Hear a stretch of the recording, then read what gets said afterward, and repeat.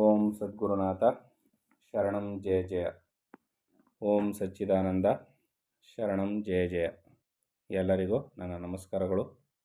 ಯೋಗ ವಾಸಿಷ್ಠ ನಿರ್ವಾಣ ಪ್ರಕರಣದಲ್ಲಿ ಶಿವ ಮತ್ತು ವಸಿಷ್ಠರ ನಡುವಿನ ಮಾತುಕತೆಗಳನ್ನ ನಾವು ಕೇಳಿಸ್ಕೊಳ್ತಾ ಇದ್ದೋ. ಅದರಲ್ಲಿ ಶಿವನು ಉಪದೇಶವನ್ನು ಮಾಡ್ತಾ ಇದ್ದ ವಸಿಷ್ಠರಿಗೆ. ಆಗ ವಸಿಷ್ಠರು ಪ್ರಶ್ನೆಯನ್ನು ಕೇಳ್ತಾರೆ, ಇಲ್ಲದುದಾದರೂ ಇದ್ದಂತೆ ಇರುವ ಈ ಸದ್ವಸ್ತು ವಿಷಯವನ್ನು ಇದುವರೆಗೂ ವಿಸ್ತಾರವಾಗಿ ವ್ಯಾಸ ದೃಷ್ಟಿಯಿಂದ ಹೇಳಿದೆ. ಈಗ ಅದನ್ನೆಲ್ಲ ಸಂಗ್ರಹಿಸಿ ಸಮಾಸ ದೃಷ್ಟಿಯಿಂದ ಚಿಕ್ಕದಾಗಿ, ಎಲೆ ಭಗವಂತನೇ ದಯಮಾಡಿ ನನಗೆ ಸ್ವಲ್ಪ ಚಿಕ್ಕದಾಗಿ ಹೇಳು, ಅರ್ಥ ಆಗುವಂಗೆ. ಇಷ್ಟೆಲ್ಲ ಹೇಳ್ಕೊಬಂದೆ ನಾನು. ನಿಜವಾದ ದೇವರು ಯಾರು, ನಿಜವಾದ ಪೂಜೆ ಯಾವುದು ಅಂದರೆ ಇಷ್ಟೆಲ್ಲವನ್ನು ಹೇಳಿದೆ. ಆದರೂ ನನಗೆ ಅದು ಸ್ವಲ್ಪ ದೊಡ್ಡದು ಅನ್ನಿಸ್ತು ವಿಚಾರ. ಏನೂ ಅರ್ಥ ಆಗಲಿಲ್ಲ ಸರಿಯಾಗಿ ನನಗೆ. ಸ್ವಲ್ಪ ಚಿಕ್ಕದು ಮಾಡಿ ಹೇಳು ನನಗೊಂದು ಸ್ವಲ್ಪ ಅಂತ ಈಗ ವಸಿಷ್ಠರು ಕೇಳ್ತಾರೆ. ಅದಕ್ಕೆ ಈಶ್ವರನು ಹೇಳ್ತಾನೆ, ಬ್ರಹ್ಮ ಮೊದಲಾದ ಶಬ್ದಗಳಿಂದ ವಾಚ್ಯವಾಗಿರುವ ಅರ್ಥವು ಯಾವುದೋ ಅದು ಕೇವಲ ಸಂಮಿತ್ ಸ್ವರೂಪವು. ಅಂದರೆ ಬ್ರಹ್ಮ, ಆತ್ಮ, ಪರಮಾತ್ಮ, ಶಿವ ಇತ್ಯಾದಿ ಹೆಸರುಗಳಿಂದ ಯಾರನ್ನೆಲ್ಲ ಕರಿತೀವಲ್ಲ, ಆ ಹೆಸರುಗಳೆಲ್ಲ ಏನೂ ಇಲ್ಲ ಅಲ್ಲಿ.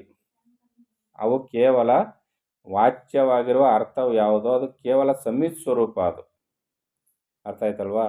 ಸ್ವಚ್ಛವಾದ ಆಕಾಶವು ಅದಕ್ಕೆ ಹೋಲಿಸಿದರೆ ಅಣುವಿಗೆ ಹೋಲಿಸಿದ ಮೇರುವಿನಂತೆ ಸ್ಥೂಲವಾಗುವುದು. ಆಕಾಶವನ್ನು ಕೂಡ ಹೋಲಿಸಿ ಹೇಳಲಿಕ್ಕೆ ಸಾಧ್ಯ ಇಲ್ಲ.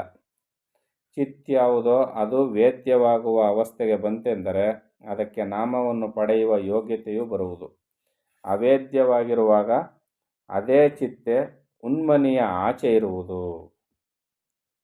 ಅಂದರೆ ಇಲ್ಲಿ ಚಿತ್ ಯಾವುದೋ ಆ ಚಿದ್ವಸ್ತು ವೇದ್ಯವಾಗುವ ಅವಸ್ಥೆಗೆ ಬಂತಂದರೆ, ಅಂದರೆ ವೇದ್ಯವಾಗುವ ಅಂದರೆ ಅರ್ಥ ಆಗುವ ಸಮಯಕ್ಕೆ ಬಂತು ಅಂದರೆ ಆಗ ಅದು ಒಂದು ಹೆಸರನ್ನ ಪಡ್ಕೊಳ್ಳುತ್ತೆ. ಅವೇದ್ಯವಾಗಿರುವಾಗ ಅದೇ ಚಿತ್ ಉನ್ಮನಿಯ ಆಚೆ ಇರುವುದು. ಯಾವ ಒಂದು ಆ ಪರಮಸ್ಥಿತಿ ಇರ್ತದಲ್ಲ, ಆ ಪರಮಸ್ಥಿತಿಯಿಂದ ಆಚೆಗಿರ್ತದೆ. ಏನು ಅಂತಲೇ ಗೊತ್ತಾಗೋದಿಲ್ಲ ಅರ್ಥ ಆಗುವಕ್ಕಿಂತ ಮುಂಚೆ. ಅರ್ಥ ಆಗುವಾಗ ಅದಕ್ಕೊಂದು ಹೆಸರು ಬರುತ್ತೆ. ವೇದ್ಯವಾಗಿ ವೇದ್ಯತ್ವವನ್ನು ಕ್ಷಣ ಮಾತ್ರ ಅನುಭವಿಸೋದ್ರೊಳಗಾಗಿ ಅಹಂತ ಆಗಿ ಬಿಡುವುದು. ಯಾವಾಗ ತಿಳ್ಕೊಂಡೆ ಅಂತ ವೇದತ್ವವನ್ನು ಕ್ಷಣ ಮಾತ್ರ ಅನುಭವಿಸ್ತಾ ಇದ್ದೀನಿ ಅನ್ನೋಷ್ಟರೊಳಗೆ ಅಹಂತ ಬಂದುಬಿಡ್ತದೆ. ಅಂದರೆ ನಾನೆನ್ನುವ ಭಾವನೆ ತಲೆದೋರ್ಬಿಡ್ತದೆ. ಇನ್ನೇನೋ ತಿಳ್ಕೊಂಡೆ, ಆ ಚಿದ್ವಸ್ತುವಿನ ವಿಚಾರವನ್ನು ತಿಳಿದೆ ನಾನು ಅನ್ನೋಷ್ಟರಲ್ಲಿ ದೇಹ ಭಾವನೆ ಆವರಿಸ್ಕೊಬಿಡ್ತದೆ. ಮನುಷ್ಯನು ಸ್ವಪ್ನದಲ್ಲಿ ತನ್ನ ಮನುಷ್ಯತ್ವವನ್ನು ಬಿಟ್ಟು ಕಾಡಾನೆಯಾಗುವನಲ್ಲವೇ, ಅದರಂತೆ ಇದು. ಹೌದು ತಾನೆ? ಕನಸಿನಲ್ಲಿ ನಾನು ಹುಲಿ ಆಗ್ಬಿಡ್ತೀನಿ, ಸಿಂಹ ಆಗ್ಬಿಡ್ತೀನಿ, ಕಾಡಾನೆ ಆಗ್ಬಿಡ್ತೀನಿ ಕನಸಿನಲ್ಲಿ. ಆದರೆ ನಿಜವಾಗಿ ನಾನು ಮನುಷ್ಯ. ಅದರಂತೆ ಇಲ್ಲಿ ತಿಳ್ಕೊಂಡೆ ಅನ್ನುವಷ್ಟರಲ್ಲಿ ಅಹಂಕಾರ ಬಂದು ಕೂತ್ಕೊಬಿಡ್ತದೆ, ದೇಹಾಭಿಮಾನ ಬಂದು ಕೂತ್ಕೊಬಿಡ್ತದೆ.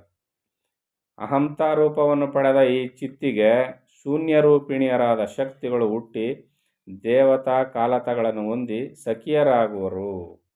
ಯಾವಾಗ ಅಹಂಕಾರ ದೇಹ ಭಾವನೆ ಬಂದ್ಬಿಡ್ತೋ ಆ ತಕ್ಷಣವೇ ಈ ಚಿತ್ತಿಗೆ ಶೂನ್ಯ ರೂಪಿಣಿಯರಾದ, ಅಂದರೆ ಯಾವ ರೂಪವೂ ಇಲ್ಲದೆ ಇರ್ತಕ್ಕಂಥ ಶಕ್ತಿ ರೂಪಿಣಿಗಳು ಬಂದ್ಬಿಡ್ತಾರೆ. ಯಾವುವು? ದೇಶತ ಕಾಲತ, ದೇಶ ಮತ್ತು ಕಾಲ ಅನ್ನೋ ಶಕ್ತಿಗಳು ಅಲ್ಲಿ ಬಂದು ಸೇರ್ಕೊಬಿಡ್ತಾರೆ. ಅಂದರೆ ಏನಾಯಿತು? ಈಗ ಏನೂ ಇಲ್ಲದಂದು, ಯಾವ ಕಾಲ ದಿಕ್ಕು ದೆಸೆ ಏನೂ ಇರಲಿಲ್ಲ, ನನ್ನನ್ನು ನಾನು ತಿಳಿದೆ ಅನ್ನೋಷ್ಟರಲ್ಲಿ ದೇಹಾಭಿಮಾನ ಬಂದು ಕೂತ್ಕೊಳ್ಳುತ್ತೆ, ಅಹಂಕಾರ ಬಂದದೆ. ಅಹಂಕಾರ ಬಂದಾಗ ಏನಾಯ್ತದೆ? ದೇಶ ಕಾಲಗಳು ಹುಟ್ಟಿಕೊಳ್ತವೆ. ನಾನು ಅಂತ ಬಂದ ಮೇಲೆ ನಾನು ಎಲ್ಲಿದ್ದೀನಿ ಅಂತ ಒಂದು ದೇಶ ಹುಟ್ಕೊಳ್ಳುತ್ತೆ, ಯಾವ ಕಾಲದಲ್ಲಿದ್ದೀನಿ, ಸಮಯ, ಈ ಎರಡು ತಲೆದೋರ್ತದೆ. ಆ ದೇಶತ ಕಾಲತ ಶಕ್ತಿಗಳಿಂದ ಕೂಡಿರುವ ಈ ಅಹಂ ರೂಪಿಣಿಯಾದ ಚಿತ್ಸತ್ತೆಯೇ ಜೀವ ಎಂಬ ಅಭಿಧಾನವನ್ನು ಹೊಂದುವುದು. ಯಾವಾಗ ಅಹಂ ನಾನತ್ವ ಬಂತೋ, ನಾನತ್ವ ಬಂದಾಗ ದೇಶ ಬಂತು, ಕಾಲ ಬಂತು, ಈ ಎರಡೂ ಬಂದಾದಮೇಲೆ ಜೀವಭಾವ ಬಂದು ಕೂತ್ಕೊಳ್ತು. ಅರ್ಥ ಆಗ್ತಿದೆಯಲ್ವಾ? ಈ ಚಿತ್ಸತ್ತೆಗೆ ಏನು ಬಂತು? ಮೊದಲು ಅಹಂಕಾರ ಬಂತು, ಆಮೇಲೆ ದೇಶ ಕಾಲಗಳು ಉತ್ಪತ್ತಿ ಆಯಿತು, ಜೀವಭಾವ ಬಂದು ಕೂತ್ಕೊಳ್ತು. ಗಾಳಿಯಲ್ಲಿ ಸುಳಿಯುವ ಸುಳಿಗಾಳಿಯಂತೆ ಆಗ ಅಲ್ಲಿ ಪ್ರಾಣವು ಪ್ರಾಣ ವ್ಯಾಪಾರವು ತಲೆದೋರಿತು. ಈಗ ಗಾಳಿ ಬೀಸ್ತಾ ಇರ್ತದೆ, ಅದರಲ್ಲಿ ಸುಳಿಗಾಳಿ ಬರುತ್ತಲ್ಲ, ಆ ಸುಳಿಗಾಳಿ ಬಂದಂತೆ ಈಗ ಇಲ್ಲೇನಾಯಿತು? ಈ ದೇಹಕ್ಕೆ ಪ್ರಾಣವಾಯು ಬಂದು ಸೇರಿಕೊಳ್ತು. ನೋಡಿ, ಒಂದೊಂದಾಗಿ ಒಂದೊಂದಾಗಿ ಹೆಂಗೆ ಗುಂಪು ಕೊಡ್ತದೆ ಅಂತ. ಮೊದಲು ಬಂದಿದ್ದೇನು? ಅಹಂಕಾರ ತಲೆದೋರ್ತು. ಅಹಂಕಾರದ ಜೊತೆಗೆ ಏನು ಬಂತು? ದೇಶ ಕಾಲ ಬಂತು. ದೇಶ ಕಾಲ ಬಂದ ಮೇಲೆ ಏನಾಯ್ತು? ಈಗ ಜೀವಭಾವವು ಬಂತು. ಜೀವಭಾವ ಬಂದ ಮೇಲೆ ಏನಾಯ್ತು? ಈಗ ಮೆಲ್ಲಿಗೆ ಗಾಳಿಯಲ್ಲಿ ಬೀಸುವ ಸುಳಿಗಾಳಿಯಂತೆ ಪ್ರಾಣಶಕ್ತಿ, ಪ್ರಾಣದ ವ್ಯವಹಾರವು ಬಂದು ಸೇರ್ಕೊಳ್ತು. ಈಗ ಪ್ರಾಣದ ವ್ಯಾಪಾರ ಶುರುವಾಯಿತು. ಹೀಗೆ ಆದ ಜೀವಶಕ್ತಿಯು ನಿಶ್ಚಯವನ್ನು ಹಿಡಿದು ವ್ಯಾಪಾರ ಮಾಡುವ ಬುದ್ಧಿಶಕ್ತಿಯಾಗುವುದು. ಪ್ರಾಣಶಕ್ತಿ ಯಾವಾಗ ಸೇರ್ಕೊಳ್ತು, ನಿಶ್ಚಯವನ್ನು ಮಾಡಿ ಹಿಡಿದು ವ್ಯವಹಾರ ಮಾಡ್ತಕ್ಕಂಥ ಬುದ್ಧಿಶಕ್ತಿನೂ ಬಂದು ಅದರಲ್ಲಿ ಸೇರ್ಕೊಳ್ತು. ಅದಕ್ಕೆ ಅಜ್ಞತ್ವ ಬರುವುದು. ಕೊನೆಗೇನಾಯಿತು? ಅದಕ್ಕೆ ಬುದ್ಧಿಗೆ ಅಜ್ಞಾನವು ಬಂದು ಸೇರ್ಕೊಳ್ತು. ಆಗ ಅಲ್ಲಿ ತತ್ವವು ಸ್ಪಷ್ಟವಾಗಿ ಹೊರಗೆ ಕಾಣಿಸದೆ ಒಳಗೆ ಸೇರಿಕೊಳ್ಳುವುದು. ಯಾವಾಗ ಬುದ್ಧಿಗೆ ಅಜ್ಞಾನ ಬಂದು ತುಂಬಿಕೊಳ್ತೋ, ತತ್ವಜ್ಞಾನ ಅಂದರೆ ಸ್ವಸ್ವರೂಪದ ಜ್ಞಾನ ಮರೆತು ಹೋಯಿತು. ಅದೇನಾಯಿತು? ಒಳಗೆ ಅಡಕವಾಗಿ ಕೂತ್ಕೊಬಿಡ್ತು. ಶಬ್ದಶಕ್ತಿ, ಕ್ರಿಯಾಶಕ್ತಿ, ಜ್ಞಾನಶಕ್ತಿಗಳು ಆ ಬುದ್ಧಿಶಕ್ತಿಯನ್ನು ಹಿಡಿದು ಪ್ರಕಟವಾಗಿ ಬೇರೆ ಬೇರೆಯಾಗಿ ಸ್ಫುರಣವಾಗುವು. ಈಗ ಅಲ್ಲಿಗೇನು ಬಂದು ಇದೀಗ ಹೊಸದಾಗಿ ಏನು ಉತ್ಪತ್ತಿ ಆಯಿತು? ಶಬ್ದಶಕ್ತಿ ಬಂತು, ಕ್ರಿಯಾಶಕ್ತಿ ಬಂತು, ಜ್ಞಾನಶಕ್ತಿಗಳು ಆ ಬುದ್ಧಿಶಕ್ತಿಯನ್ನು ಹಿಡಿದು ಪ್ರಕಟವಾಗಿ ಬೇರೆ ಬೇರೆಯಾಗಿ ಸ್ಫುರಣವಾಗಲಿಕ್ಕೆ ಶುರುವಾಯಿತು. ಪ್ರತ್ಯೇಕವಾಗಿ ಕಾಣಿಸ್ಕೊಳ್ಳೋ, ಒಂದರಲ್ಲೇ ಎಲ್ಲವೂ ಇತ್ತು, ಒಂದೇ ಆಗಿತ್ತು. ಈಗ ಪ್ರತ್ಯೇಕವಾಗಿ ಪ್ರಕಟವಾಗಲಿಕ್ಕೆ ಶುರುವಾಯಿತು. ಈ ಗುಂಪು ಸೇರಿಕೊಂಡು ಸ್ಮೃತಿ ಎಂಬ ಹೊಸದೊಂದು ಶಕ್ತಿಯನ್ನು ಸೃಷ್ಟಿ ಮಾಡಿಕೊಂಡವು. ಈಗೆಲ್ಲ ಒಂದು 5-6 ಜನ ಸೇರಿಕೊಂಡು ಒಂದು ತಂಡ ಕಟ್ಕೊಂಡು ಅದಕ್ಕೊಂದು ಹೆಸರು ಕೊಡೋದಿಲ್ವಾ?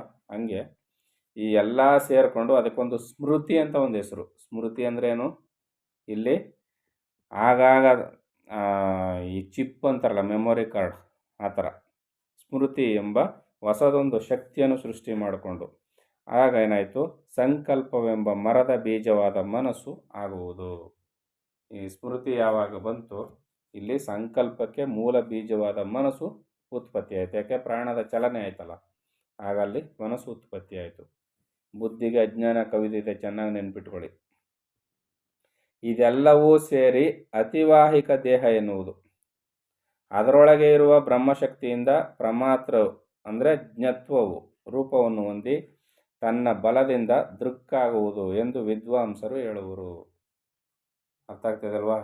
ದೃಕ್ ದೃಶ್ಯ ವಿವೇಕ. ದೃಕ್ ಅಂದರೆ ನೋಡುವವನು, ಜೀವಾತ್ಮನಾಗನು.